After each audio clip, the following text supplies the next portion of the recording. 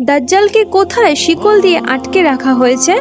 হাদিসে এসেছে দাজ্জালকে একটি সমুদ্রের মধ্যবর্তী দ্বীপে বন্দি করে রাখা হয়েছে। সে একটি গুহার ভিতরে আছে এবং শক্ত লোহার শিকলে আবদ্ধ। তার হাত দুটি কাঁধ পর্যন্ত এবং পা দুটি হাঁটু থেকে নিচ পর্যন্ত লোহার শিকলে বাঁধা। সে এখান থেকে বের হতে পারে না। আল্লাহর হুকুম আসার পরেই সে এখান থেকে মুক্ত হবে। এই ঘটনার সত্যতা মেলে তামিম আদ-দারি রাদিয়াল্লাহু তাআলা আনহু-এর এক বাস্তব অভিজ্ঞতার মাধ্যমে। তিনি একবার কিছু সঙ্গী নিয়ে সমুদ্র পথে ভ্রমণ করেছিলেন।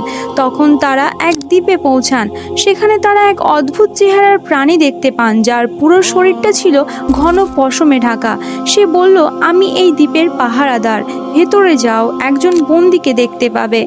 তারা ভিতরে গেলে দেখতে পান এক বিশাল আকৃতির মানুষ, যার হাত পা শক্ত লোহার শিকলে বাঁধা।